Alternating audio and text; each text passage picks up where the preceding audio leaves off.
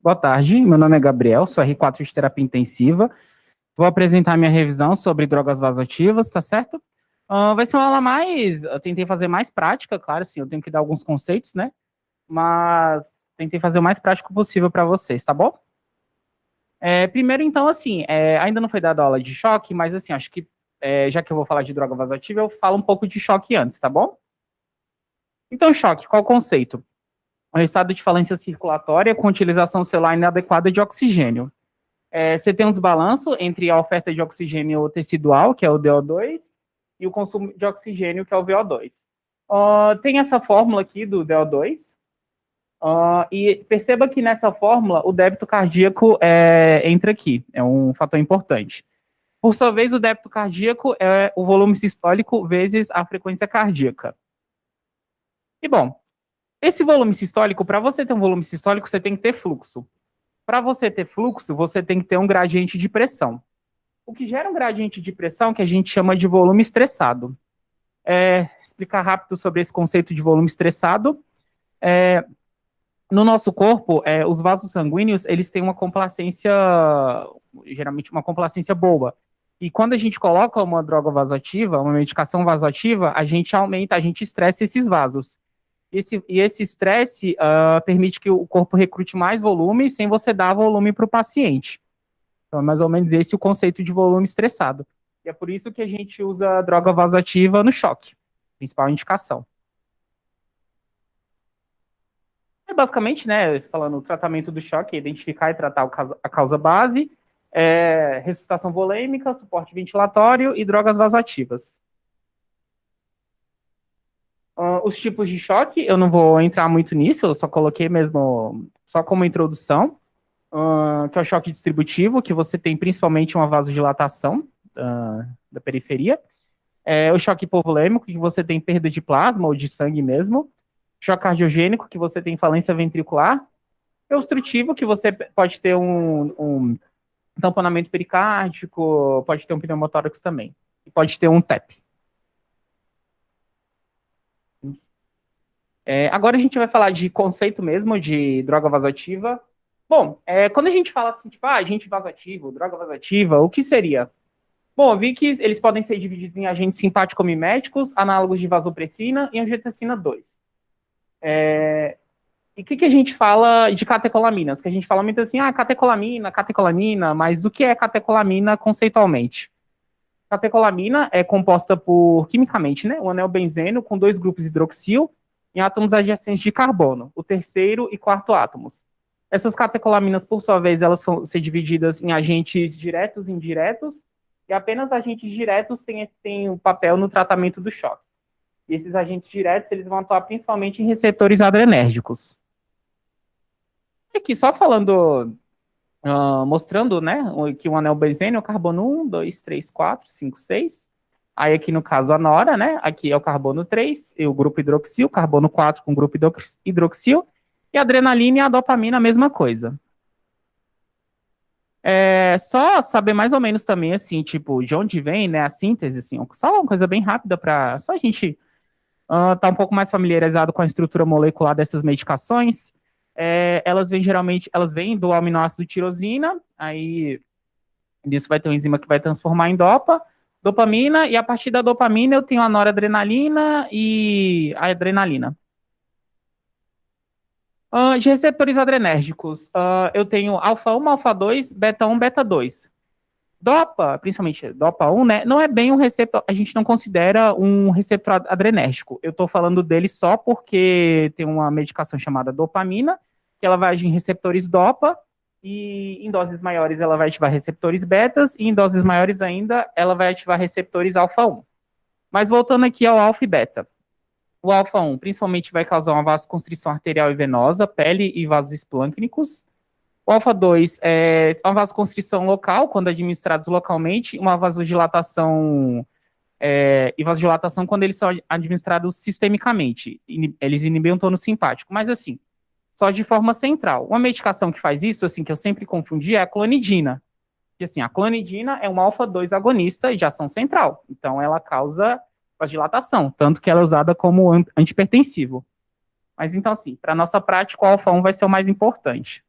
O beta 1, que a gente tem efeito cronotrópico, dromotrópico e inotrópico positivo. Tem o beta 2, que é responsável mais por relaxamento da musculatura lisa.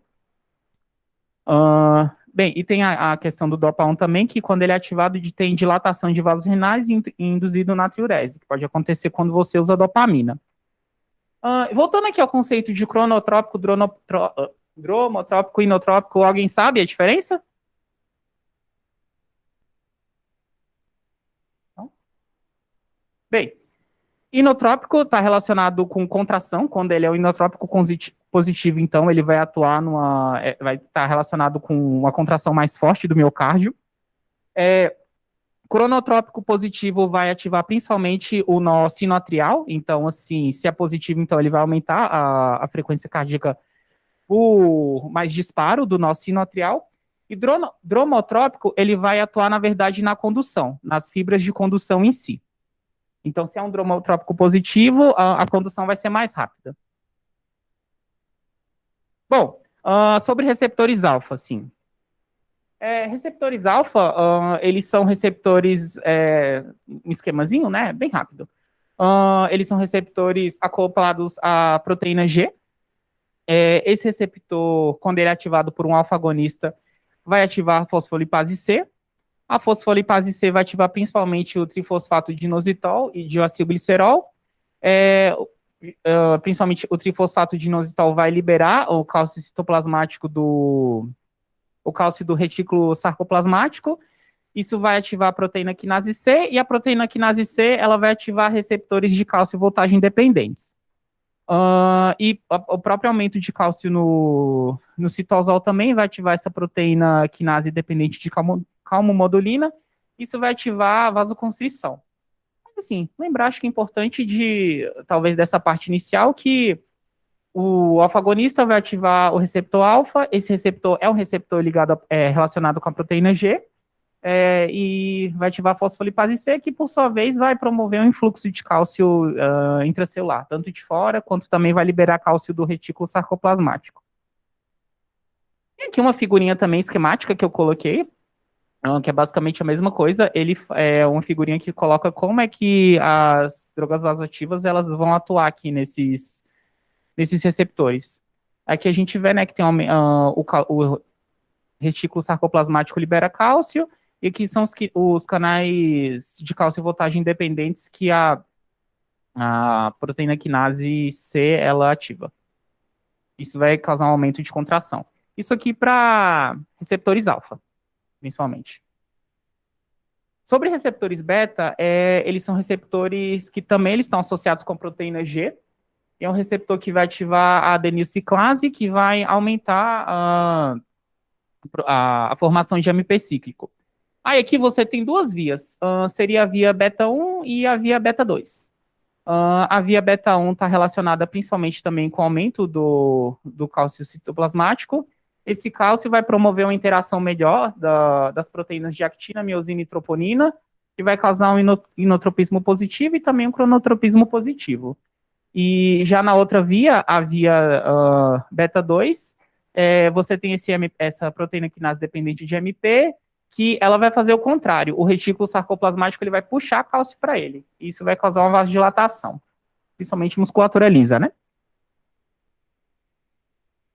Aí, mecanismo de ação das medicações. Epinefrina ou adrenalina é um agonista alfa 1, beta 1 e beta 2. Norepinefrina é principalmente um agonista alfa 1, beta 1 um pouco menos. A dopamina, que nem eu falei, ela vai ativar receptores D1, em doses maiores ela vai ativar receptores beta 1, em doses maiores ainda ela vai ativar receptores alfa 1.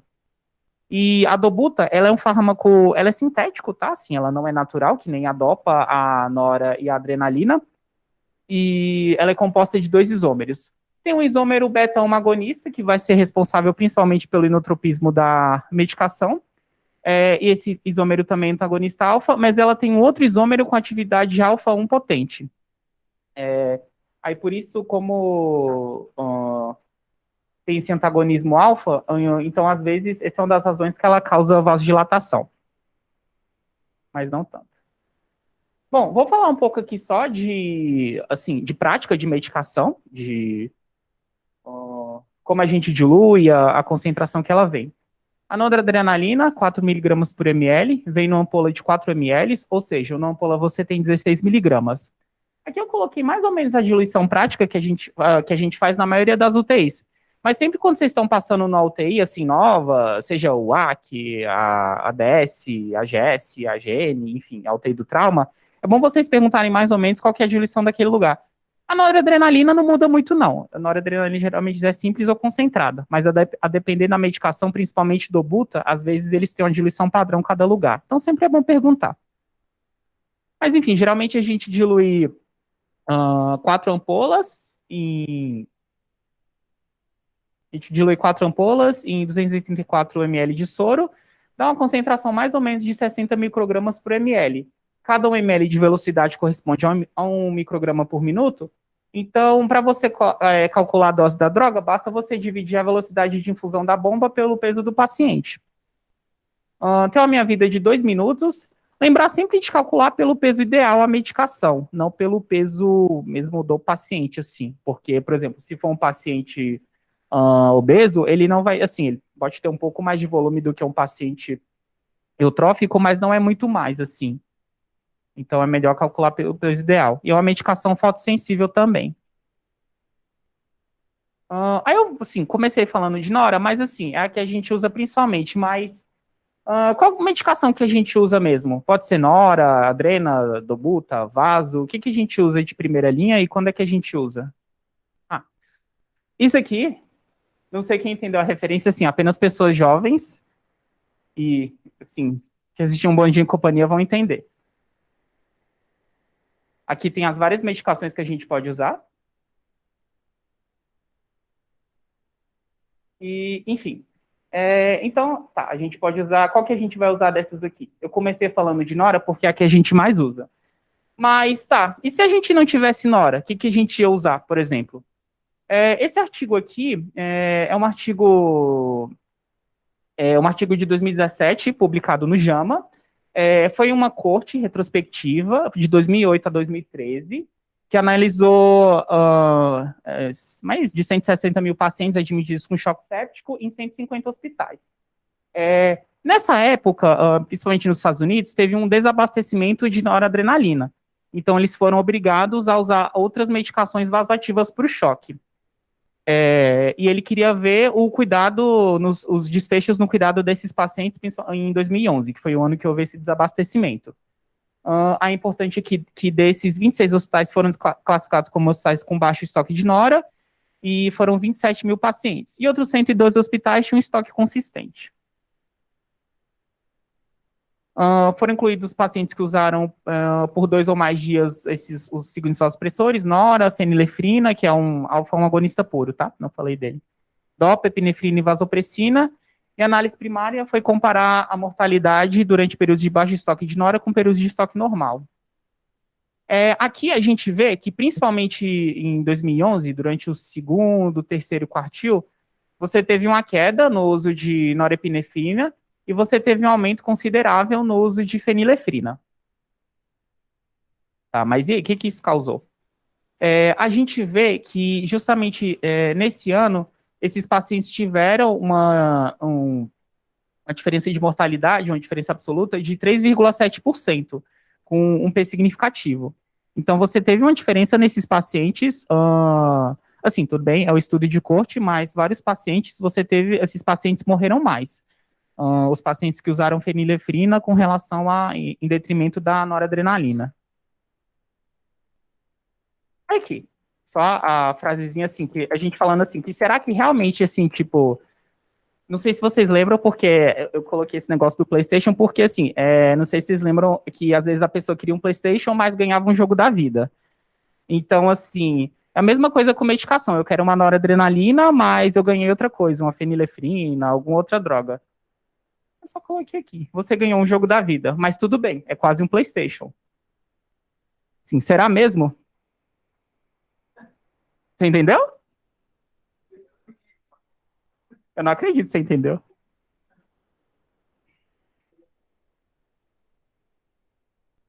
Tá bom. Tá, e a gente usa principalmente noradrenalina, mas a noradrenalina tem suas complicações. Caso ocorra extravasamento de noradrenalina, o que eu faço? Primeira coisa, para a infusão da medicação, desconecta o equipo e não faça flush. Não faça flush. Aspire a medicação da cânula, do gelco. Inicia a fentolamina, que é um bloqueador adrenérgico. Infiltra na área afetada o quanto antes, em até 12 horas. E a diluição é essa aqui que eu coloquei, 5 a 10 miligramas em 15 a 20 ml de soro fisiológico. Você pode repetir caso os sintomas continuem. E você também eleva a extremidade e aplica compressas quentes, tá? Não é muito comum, assim, eu assim, particularmente nunca vi, mas enfim, caso isso aconteça, é bom ter isso em mente. E Nora, será que a gente pode usar Nora em acesso periférico? Porque às vezes chega aquele paciente chocado, mas aí todo mundo tipo, ai meu Deus, tem que correr para pegar um central, cadê o central? Cadê as coisas do central? Nossa, mas eu tenho um monte de coisa para fazer. Bom, esse estudo aqui foi publicado em 2021, foi uma meta-análise com 11 estudos em adultos, assim, teve uma revisão sistemática e uma meta-análise também, com os estudos em adultos e 4 em crianças, foram mais de 16 mil pacientes. O estudo queria avaliar a incidência de efeitos adversos com uso de drogas vasoativas em acesso periférico. Norepinefrina foi a principal medicação utilizada, e a infusão média em acesso periférico variou de 12 a 24 horas. Bom, já colocando dos resultados, a gente vê, por exemplo, aqui, nesse estudo que foi a corte maior, 14 mil pacientes receberam e apenas 5 tiveram efeitos adversos com o vasopressor. Isso, assim, vale para todos os estudos. Você vê que tem um número muito grande de pacientes que usou a medicação e poucos que tiveram efeitos adversos. Aqui também é a mesma coisa, tem estudo que nem efeito adverso teve. Bom, a conclusão o estudo, né, mostrou que a incidência de efeitos adversos é baixa, é 1,8% em adultos e 3,3% em crianças. 19 desses 23 estudos não referiram efeitos adversos ou efeitos apenas leves. Um estudo referiu uma complicação mais grave, isquemia e necrose de pele. E a conclusão é que a incidência desses efeitos associada ao uso de vasopressão em acesso periférico parece ser pequena.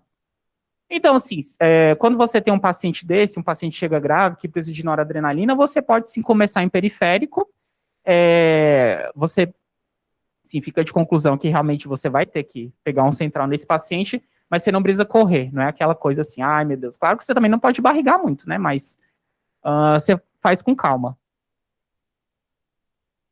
E qual que é a dose máxima de noradrenalina? Tem alguma? Bom, esse artigo de revisão do professor Estevam, do professor Marcelo e do professor Luciano, foi publicado em 2013. Esse artigo aqui, ele mostrou assim, fez uma revisão desses estudos. É uma revisão, na verdade, de choque refratário. Essa revisão pegou esses vários estudos aqui, e cada estudo tem sua definição de choque severo. E aqui tem os desfechos, desfechos de mortalidade. A gente observa, por exemplo, assim, que já, assim, a maioria desses estudos aqui, o paciente está usando mais que 0,5 micrograma quilo minuto de nora, e tem uma mortalidade, assim, grande maioria acima de 50%, e os estudos aqui que chegam a mais de 1 micrograma quilo minuto de nora, assim, tem uma mortalidade grande também. Fica como conclusão desse estudo que doses acima de 0,5 microgramas quilo minuto com necessidade de uso de segundo vasopressor associadas com mortalidades, assim, eu falei, acima de 50%, e doses acima de 100 microgramas por minuto, que nesse estudo aqui mostrou, você pode ter, esse estudo mostrou uma mortalidade de 94%. Por exemplo, para um paciente de 70 quilos, isso seria o equivalente a 1,4 micrograma quilo minuto de medicação. Então, assim, você não tem uma dose máxima de noradrenalina, mas você saiba que se um paciente está precisando, principalmente de 0,5 microgramas quilo minuto, assim, já é um paciente bem... um paciente que precisa de droga vasoativa é um paciente grave. Mas um paciente que precisa desse tanto já é um paciente que tem uma mortalidade considerável, e mais acima disso a mortalidade vai só subindo. Acima de 1 micrograma quilo minuto realmente é altíssima. Principalmente sem vou mostrar também, assim, sem alguma causa, assim, reversível, por exemplo, tem é um choque cardiogênico, que, assim, é um transplantado cardíaco que chegou agora do transplante, ou é alguém que ainda vai operar a barriga, que tem um foco bem definido, enfim. Bom, e a gente fala tanto de noradrenalina, eu já digo que as medicações que a gente mais usa de vasopressor é noradrenalina e a vasopressina. Aí, quando a gente usa vasopressina, quando a gente começa, quando a gente tira, quando a gente tem um paciente com nora e vasopressina, o que, que a gente tira primeiro? Alguém tem alguma ideia? Não, tá certo. Falar um pouco do mecanismo de ação antes da vasopressina. Ela é um hormônio liberado pela hipófise posterior em resposta à hipotensão e à hipernatremia. Ela vai estimular principalmente os seguintes receptores. V1A, que é responsável pela vasoconstrição no músculo liso do endotélio. V1B, responsável pela liberação de ACTH. V2, ela é responsável por efeitos antidiuréticos. Não tem efeito cronotrópico, dromotrópico ou inotrópico, e esse efeito está preservado em condições de acidose e hipoxemia, que muitas vezes não acontece com as catecolaminas. Geralmente a gente usa vasopressina, uma ampola tem 20 unidades, a gente dilui uma ampola em 100, 99 de soro fisiológico, a dose usual varia de 0,01 a 0,04 unidades por minuto, que vai ser a 3 a 12 ml hora. Notar que algumas UTIs que eu já passei, elas têm o costume de fazer dose dobrada, então seriam 2 ampolas, né, 40 unidades em 100 de soro. Então isso aqui seria cortado pela metade, assim, a infusão, né, aí seria de 3 a 6. Uma meia-vida de 10 minutos, é uma meia-vida rápida também. Qual vasopressor usar, né? Já tinha perguntado isso, nora ou vaso. Esse trial aqui é um trial famoso de 2008, é o VEST trial. Sendo bem direto, ele não viu diferença estatística de mortalidade em 28 dias com uso de nora ou vaso. E usou-se vasopressina até uma dose de 0,03 unidades minuto. Geralmente a gente não usa 0,03, a gente usa 0,04. Assim, é meio que um preciosismo, mas eu quis ir atrás disso. Assim, de onde que a gente tirou esse 0,04, talvez? Tem estudo que embasa isso?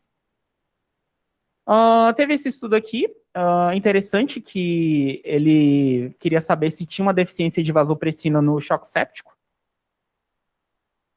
Ele observou que realmente, assim, você tem um aumento substancial da pressão sistólica e diastólica após a administração de vasopressina.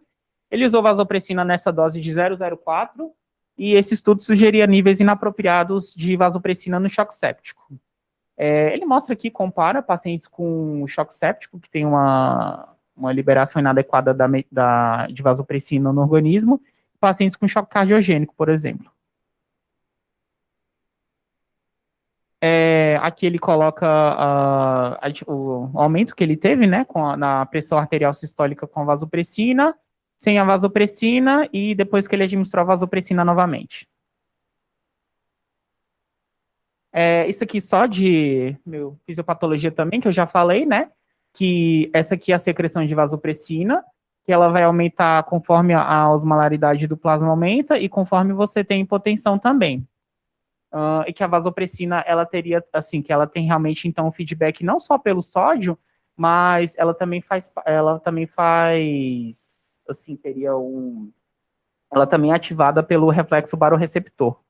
Quando o reflexo barorreceptor percebe que tem uma queda de pressão, ele vai ativar a secreção de vasopressina. Isso aqui, então, mas nos pacientes com choque também, a gente acredita que esse reflexo possa estar prejudicado. Talvez não tanto, assim, talvez não tanto na fase aguda, mas na fase tardia. A gente percebe aqui que esses pacientes com diferentes etiologias de choque, eles no início têm um pico aqui de vasopressina plasmática, mas esses pacientes com numa fase mais tardia do choque, eles já têm uma secreção que eles consideram como inadequada. Aí por isso, então, esse é o racional para você usar vasopressina no choque. E foram diferentes tipos de choque. A gente costuma usar séptico, hemorrágico, enfim. Bom, e aqui, na verdade, ele quis comparar também, assim, ainda de onde vem aquela dose de 0,04, ele quis comparar a resposta hemodinâmica de pacientes com choque séptico em uso de 0,03 e 0,04 minutos de vasopressina. Essa resposta hemodinâmica foi definida como uma diminuição de nora, 6 horas após o início da vasopressina em pacientes com PM acima de 65. Não teve diferença estatística na resposta hemodinâmica por esse estudo. Enfim, sem diferença em desfechos secundários, mortalidade de 28 dias, tempo de internação em UTI e tempo de drogas vasoativas. Realmente, a dosagem máxima de noradrenalina foi menor em 24 horas, mas não desmame da medicação em si. O grupo de 0,04 unidades minuto tendeu ao maior custo e você não teve diferenças em efeitos adversos. Teve esse trial também, outro trial aqui, que você queria ver se tinha melhora de desfecho renal, uma Iracadigo 3 com uso de vasopressina versus o uso de norepinefrina. Esse foi o trial Vanish. É um trial famoso também, foi publicado no JAMA em 2016. Esse trial, ele usou vasopressina na dose de 0,06. Eu tô falando desse trial, eu tô falando dessa dose de 0,06 porque, assim, não é incomum a gente encontrar em outras UTIs realmente eles usarem uma dose maior de vasopressina, que é essa dose aqui de 0,06. E, às vezes, quando eu, particularmente, passava nessas UTIs, eu pensava, nossa, mas, assim, não tem racional para vasopressina, ninguém usa nessa dose, assim. Não, realmente, existe isso na literatura, existe uso de vasopressina até 0,06. Mas que, novamente, assim, se com 0,03 a 0,04, assim, a gente não tinha muito uma melhora no desfecho de paciente, com 0,06 a gente também não teve.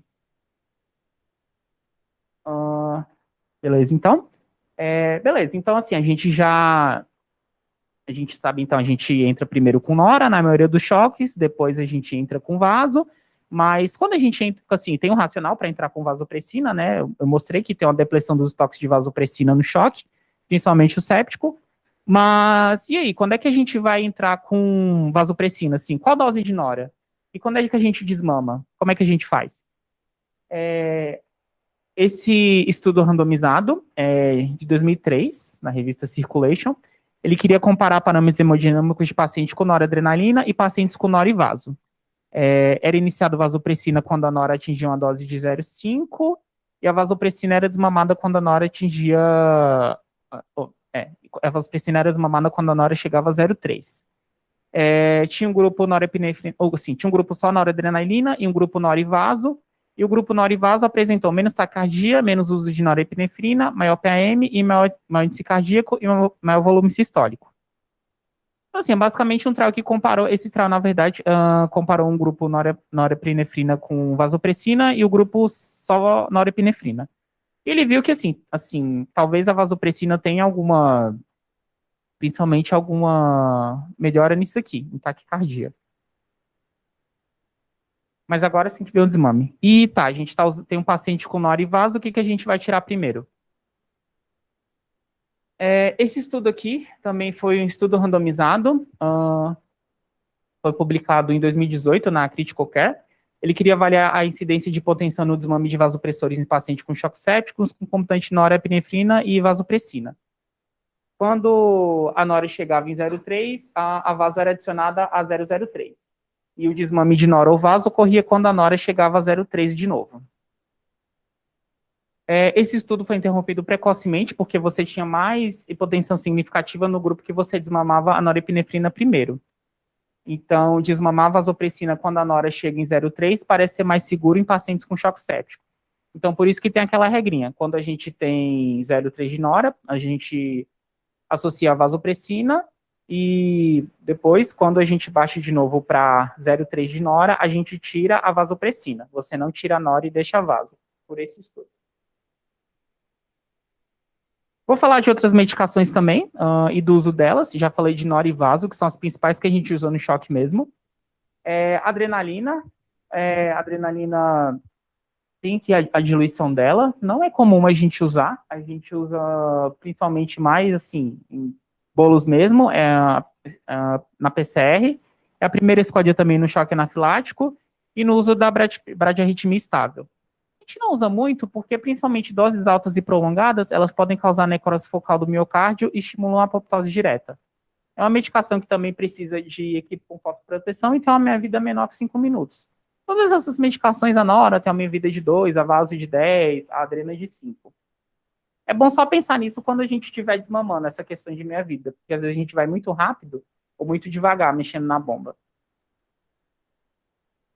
A dopamina, já falei dela, é uma medicação que a gente usa principalmente em bradicardias estáveis. Então, a minha vida curta também de 2 minutos.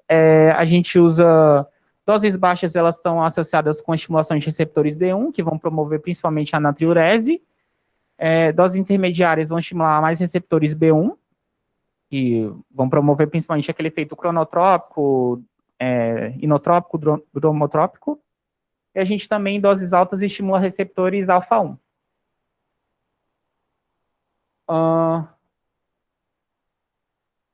Aqui eu confundi, aqui é dobuta. A dobutamina a dobutamina, como eu já falei, ela é uma catecolamina sintética. Aqui está a diluição dela, sim, fica variando também de UTI para UTI. A dobutamina é uma medicação mais complicada. Ela tem seu uso no choque séptico, vou mostrar aqui as indicações dela, mas quando a gente entra com ela, a gente já tem que pensar, assim, quando é que a gente pode restabelecer uma terapia via oral, uma vasodilatação oral para o paciente, principalmente aqueles com ICC descompensada, e muitas vezes também ela é uma ponte para transplante cardíaco ou dispositivo de assistência ventricular. Ter cuidado que ela aumenta o consumo de O2 pelo miocárdio. Então, assim, às vezes um paciente já com o coração baqueado, um paciente infartado, ter cuidado na hora de usar. Então, a minha vida curta também de 2 minutos. Aqui eu vou colocar uns trials comparando dopa e noradrenalina. Assim, qual que a gente usa? Eu já falei até que a gente usa mais noradrenalina, mas eu estou mostrando assim, por que a gente não usa as outras. Esse trial aqui é o SOAP2, ele quis avaliar a incidência de mortalidade no choque em 28 dias, comparando nora e dopa. Não teve diferença no desfecho primário, mortalidade em 28 dias. Uma incidência significativa de arritmias, principalmente fibrilação atrial no grupo dopa. Em uma análise de subgrupo, ela sugere um aumento significativo de mortalidade nos pacientes com choque cardiogênico. Então é por isso que a gente não usa, a gente prefere a nora em vez de usar a dopa. Eu já falei de dobuta, mas assim, qual a indicação, em que dose eu inicio, como é que eu vou desmamar essa medicação? Bom, basicamente os estudos eles observam que a indicação de você usar a dobuta é quando você tem um coração baqueado, é quando você tem um componente cardíaco para o choque. Ele coloca, então, o índice cardíaco menor que 2,2 por minuto, principalmente com a fração de ejeção menor que 30%. Os outros estudos também, eles colocam a mesma, assim, parecido, eles colocam o índice cardíaco menor que 2,5. Assim, basicamente a indicação seria um paciente chocado com componente de disfunção ventricular que contribua para o choque. Não adianta muito você usar dobutamina num paciente que não tem disfunção ventricular, que às vezes, assim, às vezes as pessoas entram meio que sem pensar, tipo, tá com nora, vaso, entra com dobuta, mas aí, será que precisa mesmo? Assim, será assim? Faz um eco, realmente, será que um paciente tem um débito cardíaco prejudicado? Como é que tá o VTI dele? Como é que tá? O ventrículo bate bem ou bate mal? E assim, como é que a gente usa a dobutamina, né? Como é que a gente começa? Bom, eu vi que a maioria dos estudos, eles começam devagar, eles começam com uma dose de 2,5 microgramas quilo minuto, com aumento progressivo a cada 30 minutos para dose de 5, 10 e 15. Vi que pode chegar, assim, a dose que a gente chega geralmente é 20. Aí nesse estudo, justamente ele queria ver o efeito contínuo da dobutamina em pacientes com choque cardiogênico. A dose era continuada por 72 horas e 20 desses 25 pacientes, eles realmente referiram melhora dos sintomas de dispneia, ortopneia, náuseas e fadiga. Então, isso é algo que a gente tem que ficar atento quando a gente utiliza a dobutamina para alguém. Será que o sintoma está melhorando, piorando ou está a mesma coisa? Porque, no caso, vale a pena você aumentar ou manter a dose se o sintoma estiver melhorando ou estável. Se estiver piorando, não faz sentido. Lembrar, um paciente foi excluído do estudo por dor torácica durante a administração da medicação, então, assim, é isso, a dobutamina ela também promove o aumento do consumo de O2 pelo miocárdio. Aqui no estudo só, ele observa, assim, durante 72 horas, ele observa os efeitos da dobutamina nesses pacientes. O índice cardíaco realmente parece que aumentou um pouco, a frequência cardíaca, ela realmente teve um pico aqui, mas depois ela cai um pouco, mas fica um pouco mais alta que o basal do paciente. A resistência vascular sistêmica, ela cai bastante, né, assim, que é aquele efeito de vasodilatação inicial da dobutamina, e depois ela até sobe um pouquinho, mas também não chega a ser o que era. E como é que a gente descontinua essa medicação? Bom, não tem regra, Uma sugestão é, assim, você sobe lentamente, você reduz lentamente. E você reduz observando os sintomas do paciente. Sim, coloquei aqui talvez uma redução de dobutamina, gente, errei aqui. Uma redução a cada 30 minutos, assim, ou até menos. Atentar para os sintomas de dispneia, ortopneia, náuseas, fadiga, avaliar a melhora da perfusão e monitorizar o débito cardíaco, principalmente o VTI do paciente. Fica dependendo muito. A gente tem paciente que sai rápido da dobuta, principalmente às vezes é um paciente assim, que já é um paciente com uma IC grave, com a fração de ejeção de 30%, foi fazer uma cirurgia por qualquer causa, voltou, teve que usar a dobuta no intraoperatório. Depois voltou, geralmente, às vezes, esse paciente, quando chega mais compensado, a gente consegue desmamar mais rápido a dobuta. Mas, às vezes, tem um paciente assim, é um paciente com choque cardiogênico, com uma infecção, que pegou a infecção, descompensou a parte cardíaca, talvez realmente você não consiga tirar a dobuta antes de você resolver a causa base do paciente, a infecção, por exemplo. Então, isso fica variando de paciente para paciente, quando é que você vai reduzir essa medicação. Bom, e mais uma coisa, beleza, a gente entrou com vaso, nora e vaso para o paciente, não tinha indicação de dobuta, continua com choque, um choque que não melhora. Será que vale a pena a gente adicionar outro vasopressor? Bom, eu vi esse estudo aqui, que avaliou, foi um estudo retrospectivo, publicado em 2012, que avaliou o desfecho de pacientes em uso de 3 ou mais drogas vasoativas. O desfecho primário era auto-hospitalar. Essas foram as drogas vasoativas usadas. 66 usaram 3 ou mais drogas vasoativas, sendo que 14% sobreviveram à alta da UTI e 9% sobreviveram à alta hospitalar. Então, assim, 9% saíram do hospital com vida, basicamente. Então, a gente vê que pacientes que precisam de 3 ou mais drogas vasoativas, mesmo assim, um pouco número de pacientes, são pacientes graves. Mas qual seria o perfil desses 6 pacientes que sobreviveram? Desses 6, 5 passaram por alguma intervenção cardíaca aguda, um dispositivo de assistência ventricular externa, um cateterismo, um transplante cardíaco, e um era um choque séptico de foco abdominal, que teve uma intervenção cirúrgica por isquemia mesentérica e perfuração intestinal. Nenhum paciente que recebeu 4 vasopressores sobreviveu. E, enfim, a conclusão desse estudo é que, a não ser que você tenha uma intervenção útil para a causa do choque do paciente, o uso de um terceiro ou quarto vasopressor pode ser fútil. Bom, a conclusão, então, dessa minha revisão, assim, pelo que eu entendi. A nora é o primeiro vasopressor para choque séptico e provavelmente para os outros tipos de choque também. Considerar associar vasopressina em doses de nora acima de 0,3 microgramas quilo minuto. Desmamar vaso quando a nora atingir 0,3. Não é um crime associar vasopressina na dose de 0,06, mas talvez não seja necessário. Então, assim, não sei, às vezes quando eu pego um plantão, alguma coisa assim, que eu vejo um paciente desses, assim, com nora de 0,06, e que, assim, principalmente no turno, que alguém já manteve, assim, eu não reduziria a vaso e aumentaria a nora, assim, por exemplo. Eu deixaria a vaso mais ou menos do jeito que tá. Assim, não é um crime, mas talvez não seja, assim, talvez fosse melhor ter aumentado a nora logo de início.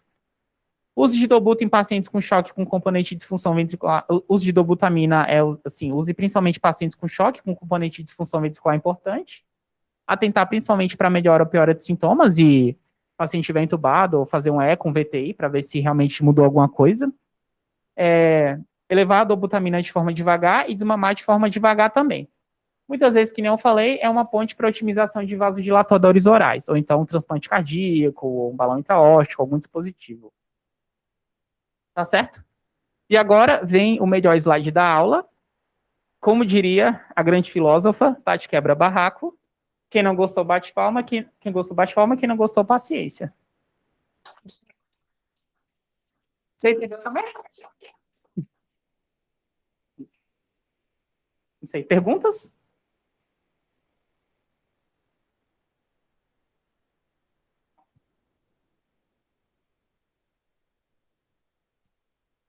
Parabéns aí, Gabriel. Eu queria perguntar uma coisa que eu sempre fico na cabeça, que eu já pesquisei mais a respeito da nora. Da vaso eu nunca fui atrás especificamente. Que essa questão de dose teto, né? Algo muito, assim, controverso que a gente costuma ter, às vezes, por exemplo, com nora, a gente é bem mais liberal com relação a isso, né? E eu já achei, por exemplo, estudo fisiológico em animal de nora, que assim, com aquela dose 1,5 que a gente costuma ter meio que como, às vezes, um teto, né? E os receptores, animal bem menor do que esse ser humano, e que os receptores, assim, ainda estavam numa curva praticamente linear, assim. E eu nunca li nada a respeito da vaso. Tem essa dose, era pelo efeito colateral, desculpa, não sei se você falou isso também, eu dei uma viajada, e se você viu alguma coisa em relação a isso, em si, não acaba, porque eu acho que esse paciente que a gente quer é ganhar tempo, né?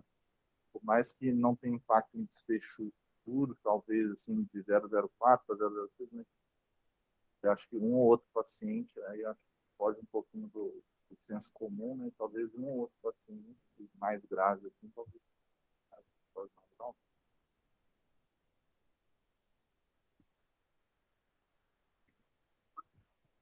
Então, sobre dose, assim, eu vi que não tem uma, assim, eu vi até essa dose de 0,06. Ele viu, assim, que não teve melhora de desfecho renal, mas, assim, comparando com noradrenalina também, não teve uma piora em efeito adverso. Então, assim, não teve nem melhora, nem piora, nem nada. Então, assim, pelo que eu entendi desse estudo, tanto faz você subir mais a nora, quanto você subir a vaso. Agora, o que acontece, assim, nesses pacientes, e talvez por que a gente use a nora, a gente aumente mais a nora em detrimento da vaso, é que a vaso tem a questão de ser mais cara também. Então, assim, já que você, assim, já que tanto faz, assim, você aumentar os dois vasopressores para determinado de paciente, para determinado paciente, e o efeito adverso deles é igual, assim, o efeito adverso de isquemia de extremidade, isquemia mesentérica, eu não vi um causando mais do que o outro em doses, na mesma dose. Essa questão de efeito adverso, os dois parecem ser similares em doses, sim, compatíveis, equivalentes. Então, assim, acho que não sei realmente se não vejo um paciente assim que você usaria mais que 0,04 de vaso. Isso, assim, que eu me lembro, os dados experimentais inicialmente mostravam uma incidência maior de isquemia de extremidades e tal, com doses maiores. Por isso que a vasopressina, essa ideia de teto, ela existe mais. E tem alguns estudos que têm uma incidência discreta maior, mas tem uma incidência maior de isquemia mesentérica e isquemia de extremidades com vaso. Quando a dose passa da dose do... No VAST não foi o caso, mas eu acho que no VENIS, talvez um pouquinho a mais, no VANCS, da Ludmilla, do Encore, que eu me lembre, a incidência é um pouquinho maior, pouca coisa, mas é maior. E a outra coisa que tem que ter na cabeça, assim, cirurgião odeia a vasopressina, que ele acha que é o que mata o paciente dele, a vasopressina, não é o choque séptico que ele causou ou a resposta inflamatória da cirurgia, é a vasopressina. Então, eu sugiro não aumentar muito. O cirurgião cardíaco, então, ele acha que isso aí fecha a ponte da vasopressina. Tem um estudo da Ludmilla do Incor lá, né, com vasopressina, que o resultado foi talvez até melhor com a vaso do que você usar a dose alta de noradrenalina, tá? Tá? É porque a vaso veio muito, aquele trabalho lá da década de 90, ele veio com a ideia de uma dose de reposição, assim, e principalmente no choque séptico, talvez você não, a resposta esperada seria ter uma dose de vaso mais alta, mas pelo eixo não tá comprometido ali, acaba que seria quase como uma dose de reposição. Mas, assim, do ponto de vista prático, não melhora, não muda nenhum desfecho clínico robusto. Talvez tenha uma incidência maior de isquemia e o efeito positivo da vaso, o Gabriel falou, ela induz menos taquiarritmia. Então, num paciente com FA ou num paciente que você tem essa preocupação, é uma droga que, às vezes, até antes do 0,3, você já pode pensar em entrar. Se o cara está lá 160 de frequência, FA de resposta, eu gosto de fazer isso. Eu inicio a vaso para baixar a nora e associo o medarona, entendeu? Por exemplo, né? Ela não é estudada nesse contexto, mas tem uma meta-análise no JAMA mostrando isso. Tá? Tudo isso. E lesão renal aguda tem uma meta-análise CCM, juntando esses trials todos. Talvez tenha algum efeito, mas é mais complicado. Assim, lesão renal é mais...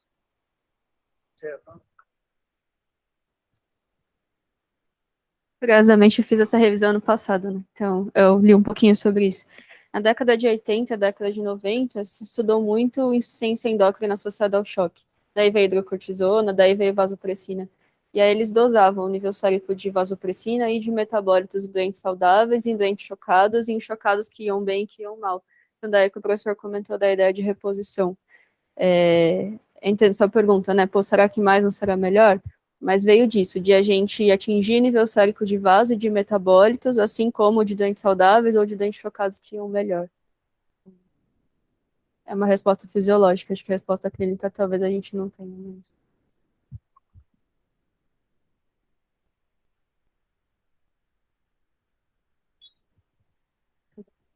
Em relação à circulação pulmonar, não, é porque tem alguns lugares que falam assim, prefira vasopressina, esse AV Guideline fala a droga de escolha é Nora para hipertensão pulmonar. O paciente com choque e hipertensão pulmonar, né?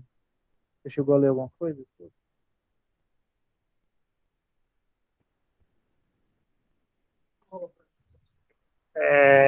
Em teoria, ela tem um efeito ela não piora a hipertensão pulmonar, seria isso, entendeu? Não, a vaso, isso. Não tem tanto efeito. Isso aí é meio teórico, assim, acho que a gente não vai ter um dado tão robusto, mas em teoria, sim, né? Agora, o inotrópico, aí tem gente que acha, assim, o inotrópico também, tem gente que acha que a adrenalina seria melhor, porque teria menor risco de causar vasodilatação sistêmica, na verdade, né? Porque quando você tem um VD ruim, você precisa, como o VD tem a parede fina, ele é muito dependente da pressão sistêmica para perfundir o VD. Então, quando o paciente está com hipertensão pulmonar, está com uma pós-carga super alta, e ele fica hipotenso, o VD passa a trabalhar com um gradiente de pressão de perfusão muito menor. Então, a gente quer manter uma pressão arterial média mais alta para evitar que ele entre num ciclo vicioso, porque aí, se ele fica hipotenso, piora a perfusão, ele fica mais hipotenso, o VD piora mais, em teoria, ele entraria num ciclo vicioso. Então, a gente sugere usar adrenalina, quando você tem disfunção de VD como inotrópico. Isso, Mas isso assim, o que você fizer está certo. Eu acho que é uma questão de ver o paciente e não deixar ele ficar hipotenso. Eu acho que esse que é o principal. E talvez ser um pouco mais precoce com a vaso, mas 0,3 já é bem precoce também, né? Você tá lá com 10 ml de Nora e você vai ligar vaso. Ninguém vai fazer isso, né? Isso, né? Então, não acho que é isso que vai mudar o que vai acontecer com o paciente. Geralmente tem outras decisões mais importantes do que isso. Ponto importante do Gabriel é quando iniciar inotrópico. E aí? Vocês pensam em iniciar inotrópico? O choque, né?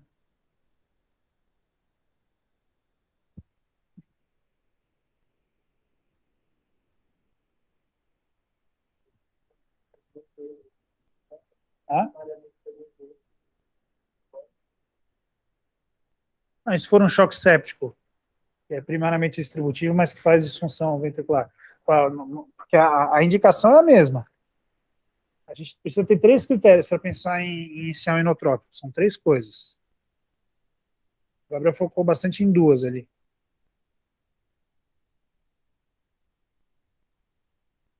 Tá? Diurese é um parâmetro do quê? Perfusão. Então, a gente tem que ter perfusão alterada. Esse é o primeiro critério. Se você tem um paciente que a perfusão periférica é boa, você não vai dar inotrópico.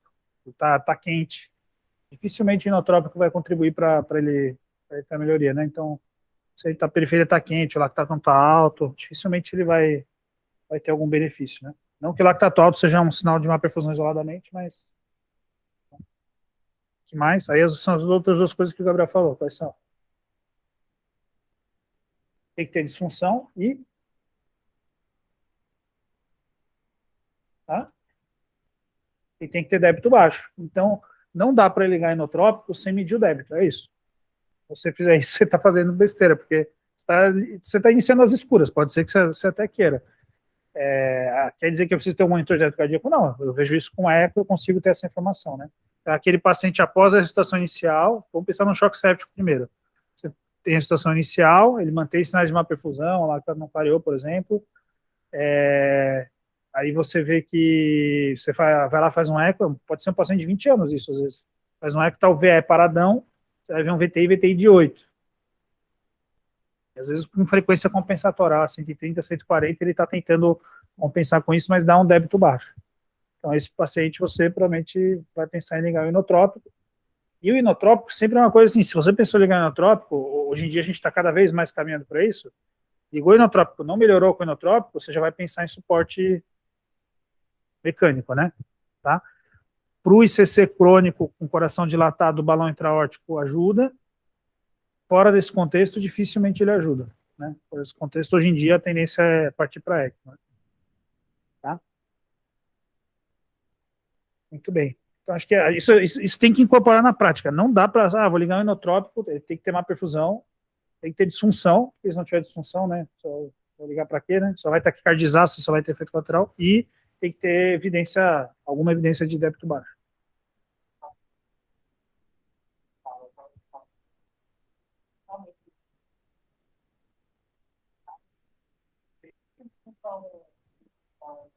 Mas ele talvez ele tinha, eu não lembro se tinha insuficiência mitral grave, agora eu não lembro. Às vezes ele tinha insuficiência mitral grave, e aí a disfunção, pelo menos pela fração de ejeção, é subestimada, né?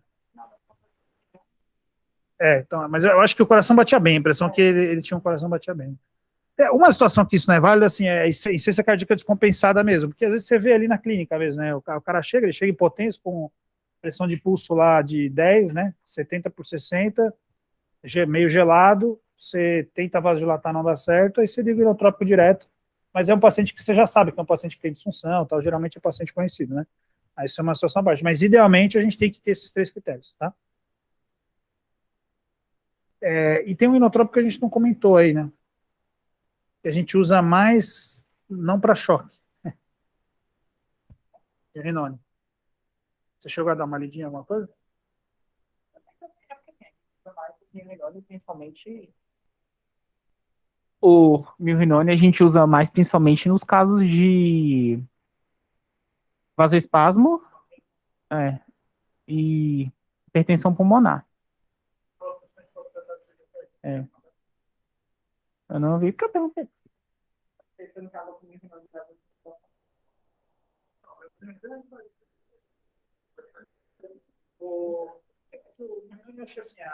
A mecanização dele não tinha o mesmo, a via dele não é adrenérgica, é só isso. Ele liga para o esterado, mas no fim ele também faz decálculo da célula.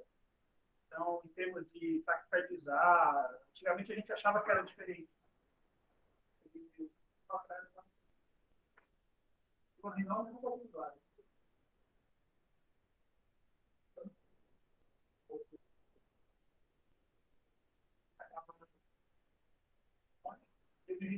diferente de todas essas drogas, ele tem a vida longa. Isso. O nome é um pouco mais chato. Agora, eu não lembro se, assim, por conta, às vezes, tinha aquela parte teórica que, assim, o mecanismo de ação era até dos dois, o milrinone leva esse maneira, assim, que ele aumentava o cálcio intracelular, mas, assim, na verdade, ele disponibilizava mais o cálcio intracelular para a célula. Ele é um sensibilizador. Aumenta ali o céu.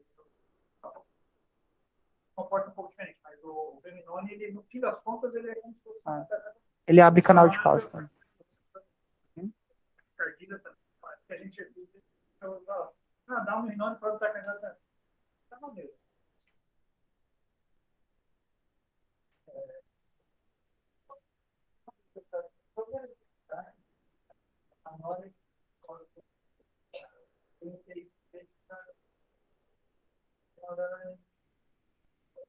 Isso. Não, eu peguei a bula. Isso, assim, até quando eu fiz residência, a gente não usava, não. Equipe fotoprotegida. Porque ela tem um período que ela vai começando como é que se fala? Perder a estabilidade, né?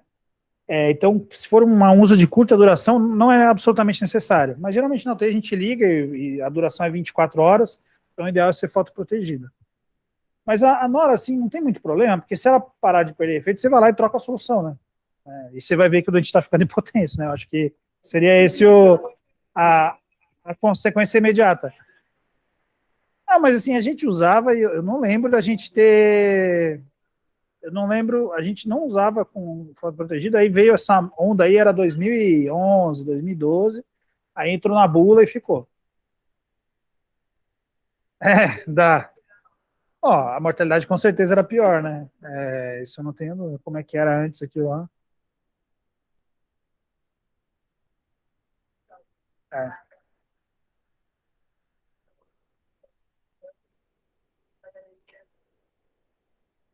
É. E outra coisa, assim, todos eles, assim, acho que nenhuma pode ser em glicosado ou fisiológico também, tá? Então, por exemplo, tem lugar que é pós-óptica cardíaca, o pessoal prefere diluir tudo em fisiológico.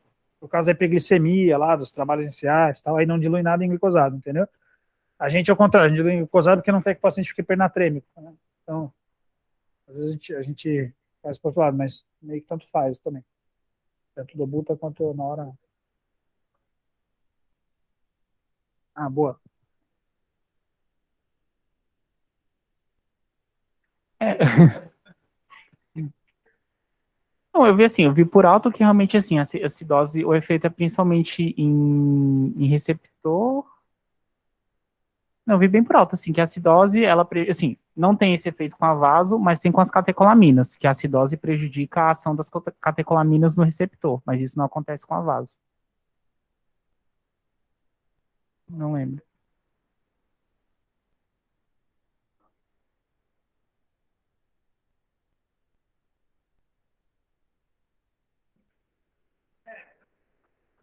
Talvez seja um.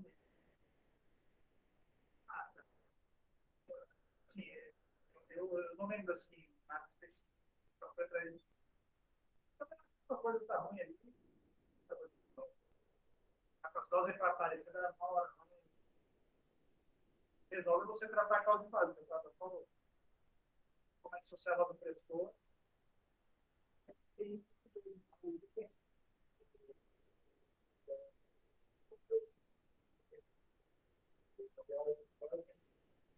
A resposta é tanto de carbonato, outra coisa, sabe? Tanto de carbonato em bolo, vou dar tanto de carbonato em bolo, pessoal de todo tempo. Não é uma coisa que é. Não foi. Assim, hora, pegava a decisão, melhorava a posição. E aí o acerto que era o hora, piorava a decisão.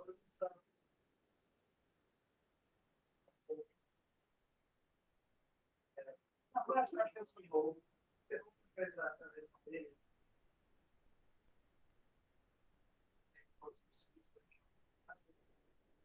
acho que tem que colocar o CNI por esse dólar.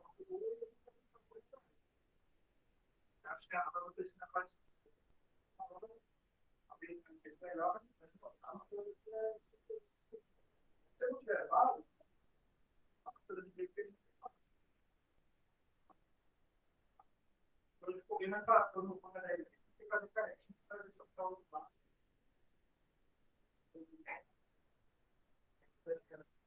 Que é, ainda bem. Mas hoje em dia, mais ainda são escasos pela alternativa.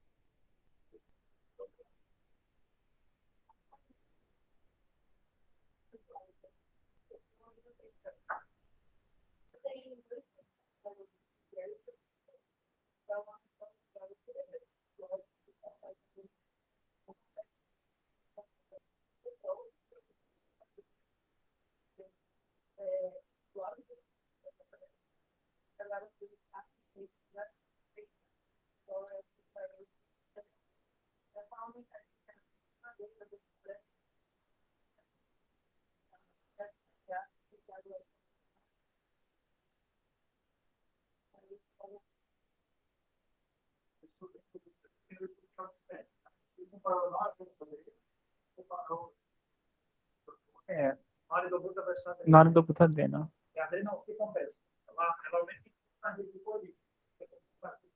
Ela tem o vaso, pode ser.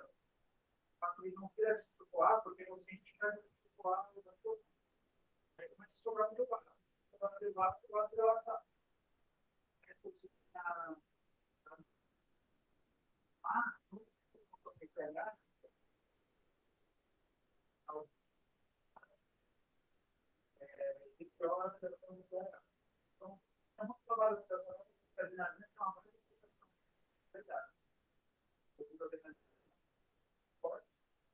Mas como a regra geral, a gente usa na vida não desespero, não. Não tem. Você usa. Tem que ver assim, né?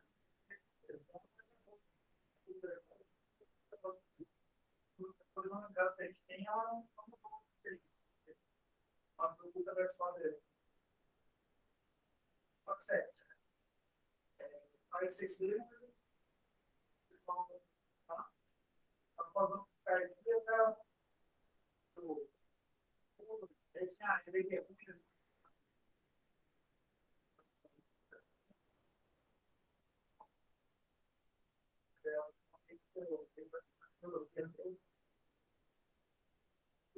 Tem uma combinação que eu acho que é da americana da dele.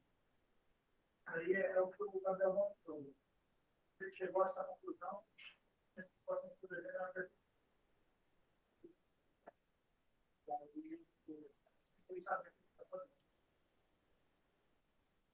Eu acho que a melhor forma de pensar é foi agregando intervenções. Só pior,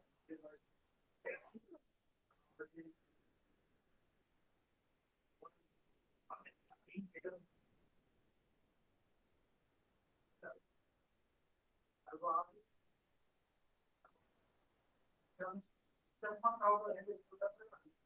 Por sua vida,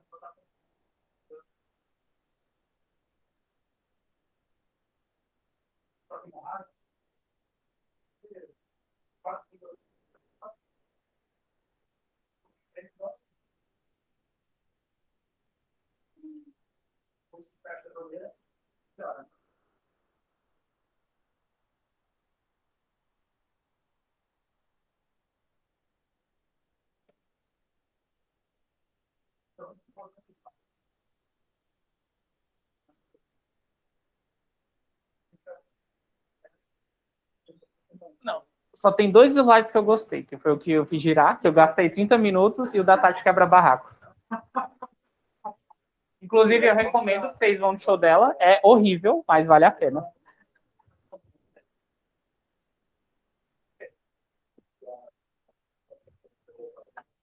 Ah, sim. Pode usar. Pode, até tinha que ter colocado. Quando você vê lá no UpToDate, ele fala certinho os passos que você colocar. É porque fentolamina ele escreve mais bonitinho. O outro ele coloca mais off-label, assim, tipo.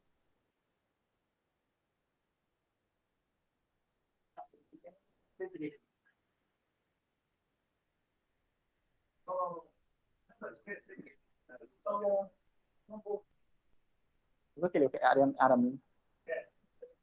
Mete aramino no paciente. Ah, tá bem, aí você vê o paciente.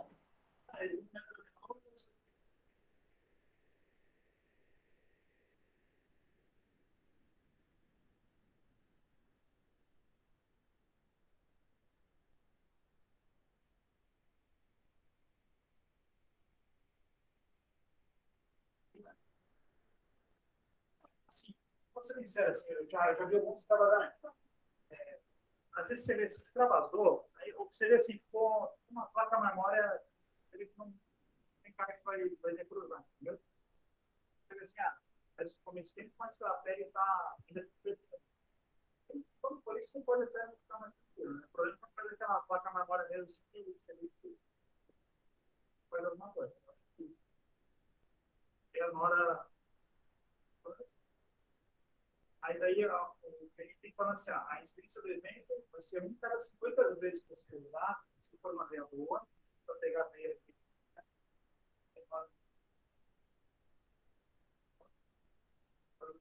E aí, claro, está usando isso para fazer. Mas se for uma atitude calidosa, uma veia boa, tá muito bom.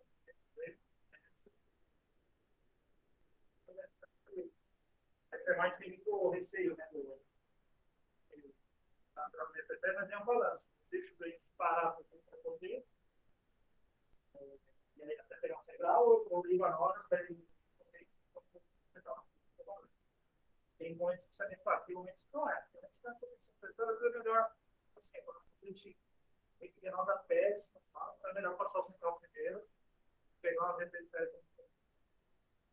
O paciente perder a perna por hora, né? Aí, na veia na pré-tibial, perdeu a perna. Basicamente. Aí depois disso a gente parou. Você vê que a gente vai se retomar para ver. Você deve ter até hoje. Também o pessoal aceita pegar a anterior. Mas quer pensar isso? Eu acho que é aquilo, você faz assim, mas você também não barriga. Tipo, tá tranquilo, é um acesso tranquilo, não sei o quê. Não, eu digo. Sim. Às vezes o ideal é pintar uma jugular externa mesmo, você vê que pegou, ele ficou legal, ele fica ali mesmo. Mas mesmo quando pega, você acha que não dá pra não ficar, não, tá tranquilo, vou esperar, não sei o que, não. Você vai pegar um central, mas você pegar com calma, sabe? Tipo.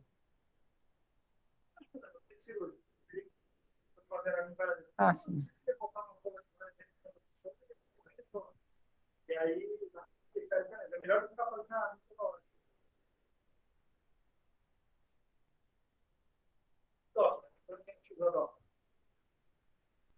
A dopa era o seguinte, a gente usava a dopa até o soco. Eu ainda na faculdade eu peguei dopa. A prova preferencial uma vez de choque. Aí saiu o soco, matou mais. A gente só pegou orgânico, mas... Então, assim, vou parar a dopa para as pessoas da hora. Depois que a gente usa a dopa.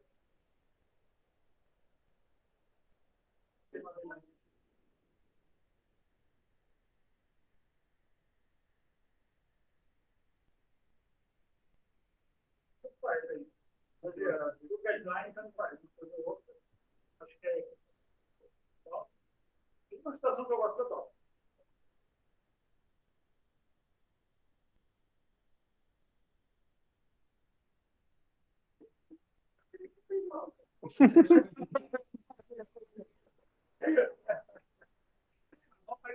Isso ela tinha dó para dose renal, né?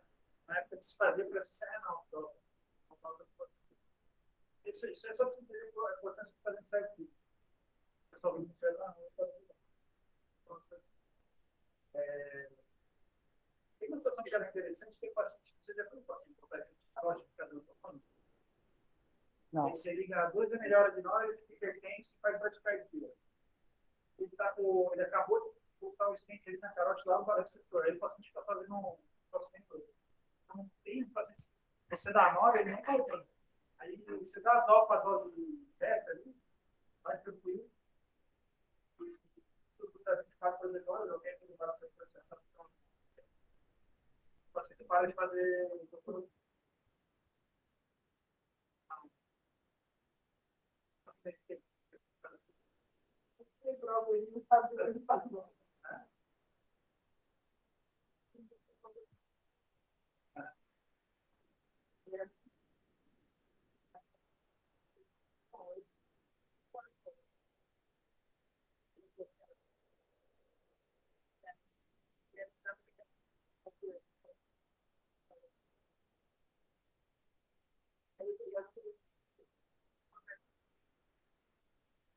Aí, às vezes, a dopa dá um efeito beta que você quer para ele não fazer a bradicardia.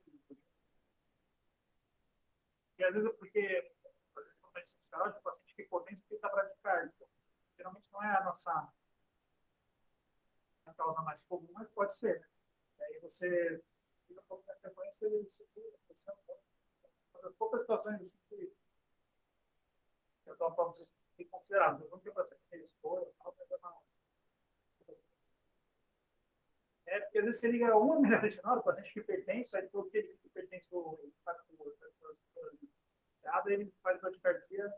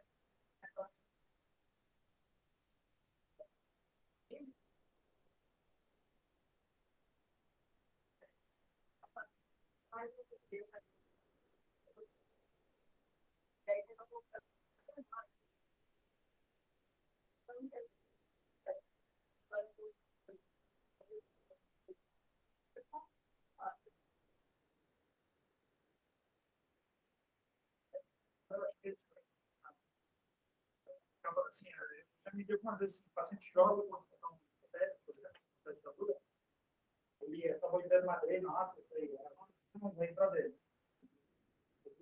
Ele faz uma vez, isso acontece. Aí na hora do desmame não teve jeito, tem que tirar a luta para desmamar, porque não conseguiu não fazer. Os efeitos aí, tem uma prova de pressão, mas aí também tirava dela. Pode ficar, não necessariamente, ele consegue fazer gol. E a dobuta, assim, geralmente, quando a dobuta tem alguns trabalhos, o efeito dela no teto talvez seja mais por menos frequência do que o produto propriamente dito, tá? Mas isso na prática tem que a gente se liga do dobuta e fica potente, né? Se você já viu, se você mexe com o choque ou não se liga no grupo, isso geralmente é porque você não pode ter todos os critérios, ele não chama febre, aí se ligou no grupo, você só teve a vasodilatação e ataque cardíaco, não teve o efeito esperado, né? Está aberto porque ele já tinha aberto a lado.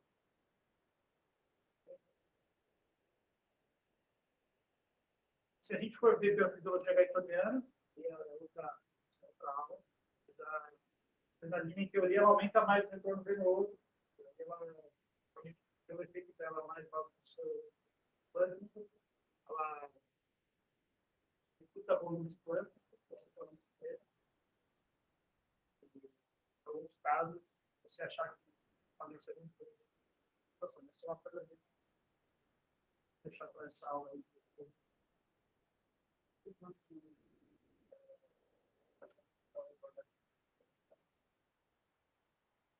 Ainda não chegou. Então, acho que faz muito sentido. Cara, é igual a hipertensão sistêmica, né? Cada vez mais a tendência é você associar obras para laterais. E a pessoa chega nisso. E aí faz sentido. Você vai dar um pouquinho de cada um para repor o que seria esperado no solo, para ter menos efeitos colaterais individuais. E aí, o dado da angiotensina, o piloto, ele é promissor, mas precisa de dados clínicos mais evoluídos. Baixa bem a dose menor, mas acho que a gente precisa estudar o melhor. Então, praia grande com seus estudos. Breve alguém deve fazer. O problema da angiotensina é que os autores eram o dono da patente da droga também. Então, eles ficaram o Rivers, quando ele fez o dele, outra patente da droga. Qualquer atrás foi sair.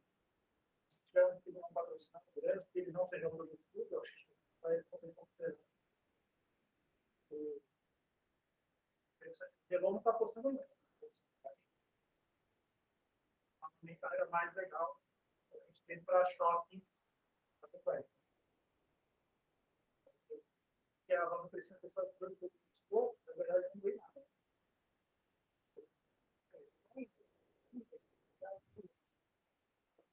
Isso explica tudo também.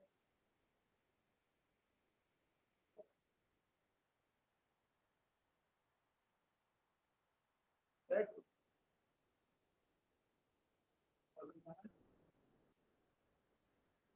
Assim, só para o que eu acho que tem que ficar daqui dessa aula, além de vocês terem uma ideia, né? Eu acho que são 6 drogas ativas a mais na hora vaso, desse produto, topa. Isso aqui é bem menos. Isso aqui não dá mais na. Ele deve se entender um pouquinho onde que age, qual vai ser bom, onde. Solução é uma coisa prática,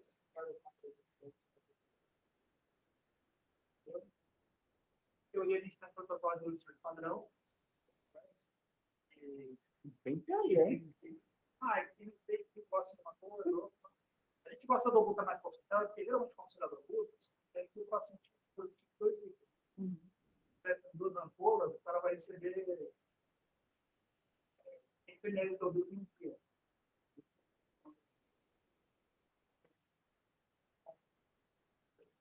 Quer fazer mais.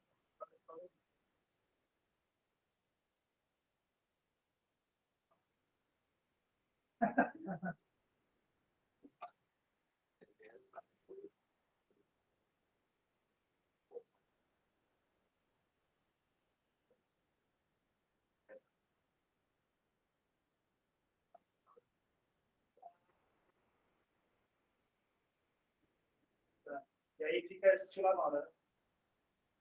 A nora ideal é de 1,50, 1,64. Aí você vai ser 16 miligramas, tu tem 64 ml, aí sim dá exatamente. Assim não dá. Não quebrado. Quando a gente usa 64, fica um pouquinho mais concentrado. Só dá trabalho para essa nota. É totalmente inútil. 64 é mais ou menos 4 horas.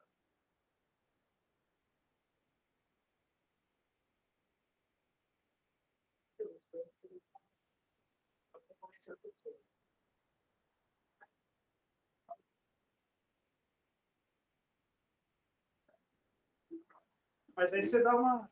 Você faz 4 ampolas de 120, faz 5 ainda, não sei.